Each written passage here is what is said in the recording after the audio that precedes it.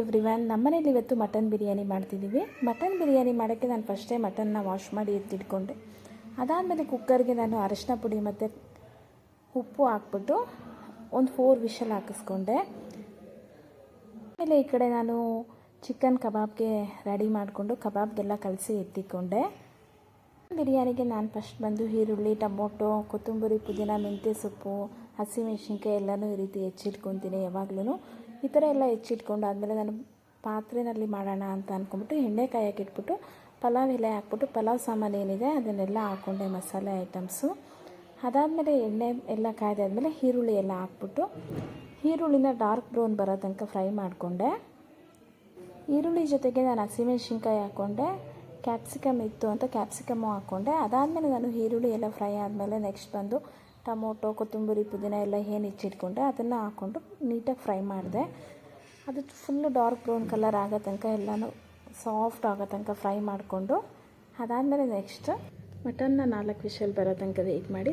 Mutton 4 whistle ಆದಮೇಲೆ ನಾನು mutton ಸೈಡಲ್ಲಿ ಎತ್ತಿಟ್ಕೊಂಡು ಬೆಂದಿದೆಯಾ ಇಲ್ವಾ ಅಂತ ನೀಟಾಗಿ ಚೆಕ್ ಮಾಡಿದೆ. ಸೊ ಮಟನ್ ನೀಟಾಗಿ ಬೆಂದಿತ್ತು, ತುಂಬ ಸಾಫ್ಟಾಗಿತ್ತು. ನೆಕ್ಸ್ಟ್ ಬಂದು ಶುಂಠಿ ಬೆಳ್ಳುಳ್ಳಿ ಆ್ಯಡ್ ಮಾಡಿದೆ. ಅದಕ್ಕೆ ಶುಂಠಿ ಬೆಳ್ಳುಳ್ಳಿ ಹಾಕಿ ಮತ್ತೆ ನೀಟಾಗಿ ಅದನ್ನು ಕಲಿಸ್ಬಿಟ್ಟು ಅದಾದಮೇಲೆ ನಾನು ಮತ್ತೆ ಸಾಲ್ಟ್ ಹಾಕ್ಬಿಟ್ಟು ನೀಟಾಗಿ ಫ್ರೈ ಮಾಡಿ ಲಾಸ್ಟಿಗೆ ಬಂದು ನಾನು ಮಟನ್ ಹಾಕ್ಕೊಂಡು ಮಟನ್ನ ಫ್ರೈ ಮಾಡಿಕೊಂಡೆ. ಮಟನ್ನೆಲ್ಲ ಹಾಕಿ ಒಂದು 10-15 ಮಿನಿಟ್ಸ್ ಬಿಟ್ಟು ಅದಾದಮೇಲೆ ಲಾಸ್ಟಿಗೆ ನಾನು ಖಾರ ಪುಡಿ ಹಾಕ್ಕೊಂಡು ಅದಾದಮೇಲೆ ನೀಟಾಗಿ ನಾನು ಮಿಕ್ಸ್ ಮಾಡಿ ಎತ್ತಿಟ್ಕೊಂಡೆ. ನೀಟಾಗಿ ಇದು ಫುಲ್ಲು ಮಿಕ್ಸ್ ಆದಮೇಲೆ ಫ್ರೈ ಥರ ಆಗಿಬಿಡ್ತು.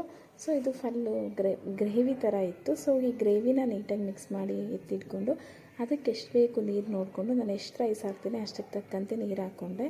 ಅದಾದಮೇಲೆ ಲಾಸ್ಟಿಗೆ ನಾನು ಮೊಸರು ಆ್ಯಡ್ ಮಾಡಿದೆ ಅದಕ್ಕೆ.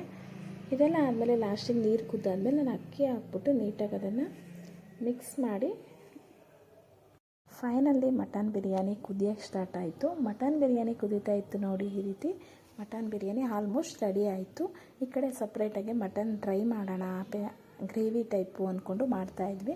ಸೊ ಮಟನ್ ಗ್ರೇವಿ ರೆಡಿಯಾಗಿದೆ. ನಿಮ್ಗೇನಾದರೂ ಈ ಮಟನ್ ಗ್ರೇವಿದು ರೆಸಿಪಿ ಬೇಕಂದರೆ ಮಟನ್ ರೆಸಿಪಿ ಅಂತ ಹಾಕಿ ನಾನು ಹೇಗೆ ಮಾಡೋದಂತ ತಿಳಿಸ್ತೀನಿ. ಬಿರಿಯಾನಿ ಬಂದು ಈ ರೀತಿಯಾಗಿತ್ತು. ನಾವೆಲ್ಲರೂ ಲಾಸ್ಟಿಗೆ ಕೂತ್ಕೊಂಡು ಈ ರೀತಿ ಊಟ ಮಾಡ್ಕೊಂಡ್ವಿ. ಮಟನ್ ಬಿರಿಯಾನಿ, ಚಿಕನ್ ಕಬಾಬ್, ಮಟನ್ ಗ್ರೇವಿ ಎಲ್ಲನೂ ಸಕ್ಕತ್ತಾಗಿತ್ತು. ನನ್ನ ವಿಡಿಯೋ ನಿಮಗೆ ಇಷ್ಟ ಆಗಿದ್ದರೆ ಲೈಕ್ ಮಾಡಿ, ಕಮೆಂಟ್ ಮಾಡಿ, ಸಬ್ಸ್ಕ್ರೈಬ್ ಆಗಿ. Thank you all.